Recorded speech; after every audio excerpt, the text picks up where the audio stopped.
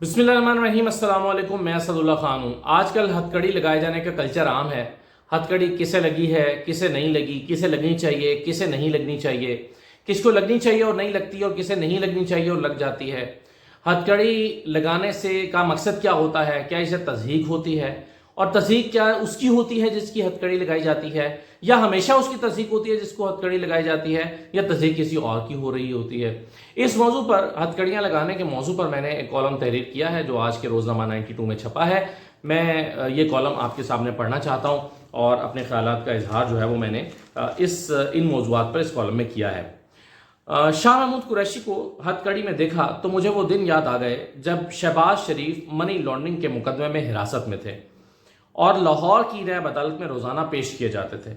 इस मुकदमे में शहबाज शरीफ और हमजा शहबाज मरकजी मुल्जिमान थे, जबकि CFO उस्मान, कासिम कयूम, फजलदाद अब्बासी और दीगर कैश बॉयज समेत 11 शरीक मुल्जिमान थे।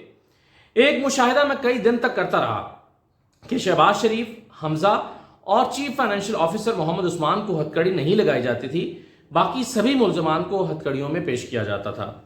मुझे ये तफरीक कई दिन तक समझ ना आई तो मैंने एक ऑफिसर से पूछा कि ये क्या चक्कर है, आप मरकजी मुल्जिमान को हथकड़ियाँ नहीं लगाते जबकि छोटे छोटे मुआविनीन को नहायत तज़हीक आमेज अंदाज में एक ही जंजीर से बांध के पेश किया जाता है।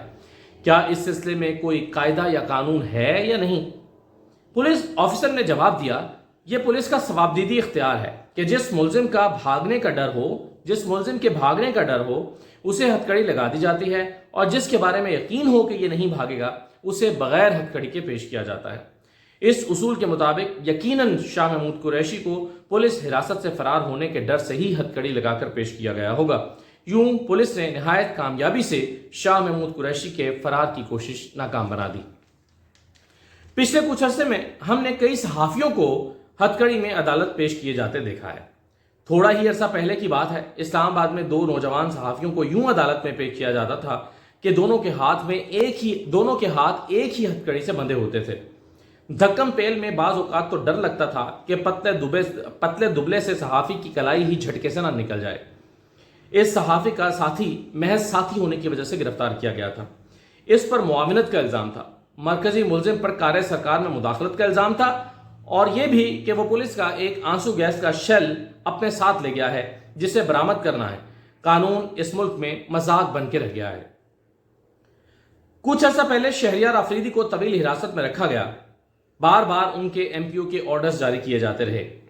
नक्शे अमन के खतरे के पेश नज़र उन्हें यूं अदालत में पेश किया जाता रहा कि उनके हाथ हथकड़ी से बंधे होते और उसी हथकड़ी लगे हाथों में वो कुरान पाक उठाए हुए होते। कुरान पाक को उन्होंने कपड़े में लपेट रखा होता, उसी कपड़े में बाज़ औक़ात उनकी हथकड़ी भी छुप जाती, मगर खुद उन्होंने अपनी इस हथकड़ी को दानिस्ता छुपाने की कोशिश नहीं की। रावलपिंडी रिंग रोड मंसूबे में मुबैना करप्शन के सिलसिले में एक आला सरकारी अफसर की गिरफ्तारी हुई तो उन्हें हथकड़ी लगाकर लाहौर की अदालत में लाया जाता। वो अपने हथकड़ी लगे हाथ को अपने पाजामे की जेब में यूं डालते थे कि कमीज का दामन हथकड़ी को किसी हद तक छुपा लेता। उन्हें लगता था कि गिरफ्तारी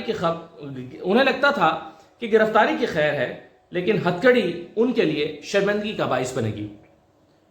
हमने सिंध के एक वडेरे के बिगड़े कातिल छोकरे शाहरुख जतोई को हथकड़ी में ले जाते देखा तो मौसूफ ने हथकड़ी लगा हाथ फजा में बुलंद करके विक्ट्री का निशान बना रखा था और चेहरे पर बेशर्मों जैसी हंसी थी।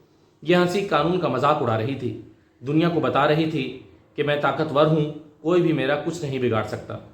फिर वही हुआ, विक्ट्री का निशान बनाता यह हाथ हथकड़ी से आज़ाद हो गया, कानून हार गया, कातिल जीत गया।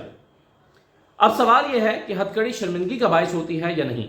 इस सवाल का सादा सा जवाब यह है कि मुजरिम के लिए ये शर्मिंदगी का बायस होती है, लेकिन शाह महमूद जैसे लोगों के फ़ख्र में ये इजाफा ही करेगी।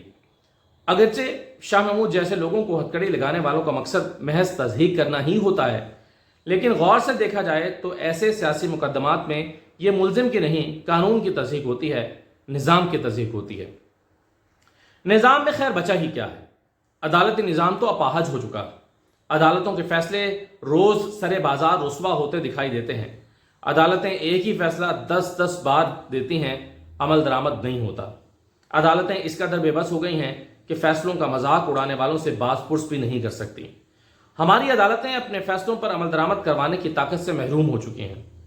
فیصلوں پر عمل درآمد نہیں ہوتا، پھر بھی سماعتوں کی رسم بہرحال نبھائی جا رہی ہے. ابھی پاکستان کے ایک معروف سیاستدان اپنی خود ساختہ جلا وطنی ختم کر کے واپس آ رہے ہیں. سزا یافتہ ہیں.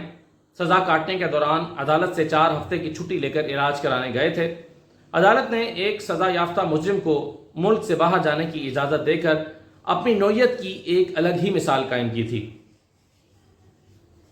اب 4 سال بعد یہ موصوف واپس آ رہے ہیں تو اصولاً انہیں ایئرپورٹ کے ہاتھے میں ہی ہتھکڑی لگ جانی چاہیے کہ وہ سزا سے بھاگ گئے تھے اور عدالت کو مطلوب تھے. لیکن کیا ہم یہ منظر دیکھیں گے کہ وہ ہتھکڑی لگا کر جیل لے جائے جائیں گے اور بعد ازاں جب عدالت میں پیش کیا جائے تو عدالت پوچھے جناب 4 سال آپ کہاں رہے ہیں؟ یا پھر عوام جمع ہوں گے اور جلوس بنا کر انہیں ان کے گھر چھوڑائیں گے؟ یہ تو شاید 21 اکتوبر کو پتہ چلے گا، لیکن خواہش بہرحال لوٹنے والے کی یہی ہے کہ اسے عزت و احترام کے ساتھ اس کے گھر چھوڑ دیا جائے، ورنہ پلیٹلیٹس گر جائیں گے. تذہیب ایک ایسی چیز ہے جو کرنے والے کا اختیار نہیں ہے، محسوس کرنے والے پر منحصر ہے کہ وہ اسے تذہیب سمجھتا ہے یا نہیں. وہ جو جرم نہ کر کے بھی اپنی ہتھکڑی چھپاتے پھرتے ہیں انہیں تذہیب محسوس ہو رہی ہے، انہیں تذہیب محسوس ہو رہی ہوتی ہے، اور جو قوم کو لوٹ کر بھی وکٹری کا نشان بناتے ہیں وہ تذہیب نامی شے سے واقف نہیں ہیں. تو یہ میں نے کالم لکھا ہے، یہ جو میں نے شروع میں آپ کو بتایا کہ شاہ محمود قریشی کے شہباز شریف صاحب کا جو معاملہ تھا.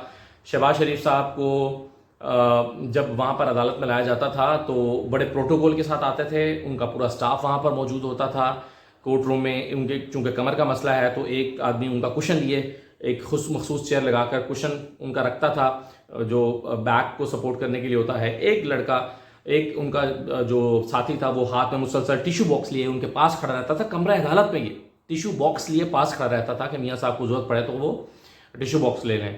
اور پھر ان کو وہ کمرے میں چھپ چھپ کے فون بھی کر لیا کرتے تھے نواز شریف صاحب کو کمرہ عدالت میں، کیونکہ ان دنوں وہ حراست میں تھے.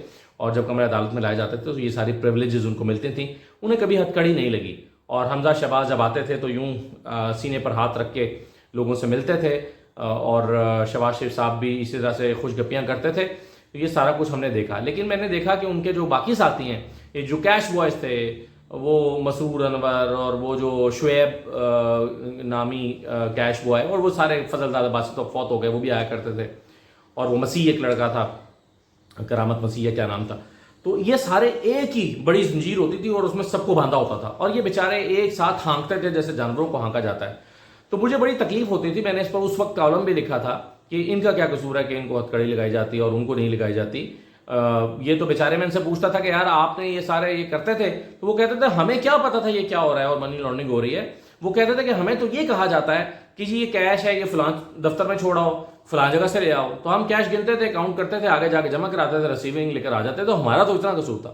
تو جس کا اتنا قصور تھا اس کو ہتھکڑیاں لگائی جاتی تھی، اور جس کا قصور جو مرکزی ملزم تھا اس کو نہیں لگائی جاتے تھے. تو پھر جب میں نے اس پر کالم لکھا، پروگرام میں بھی بات کی، تو کچھ 1-2 ہیئرنگز کے بعد ان کی ہتھکڑیاں ہٹا دی گئی تھیں.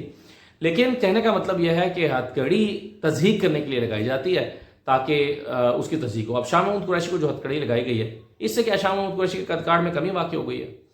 تو یہ میرا خیال ہے تصحیح کرنے والوں کی غلط فہمی ہے کہ وہ اس طرح سے تصحیح کر پائیں گے. تصحیح جو ہے وہ کسی جرم کی وجہ سے ہوتی ہے. علامتیں تصحیح کا باعث نہیں بنتی کہ آپ کو ہتھکڑی لگی ہے، منہ پہ کپڑا ڈال. فواد چودھری کو منہ پہ کپڑا ڈال کے پیش کیا گیا تھا.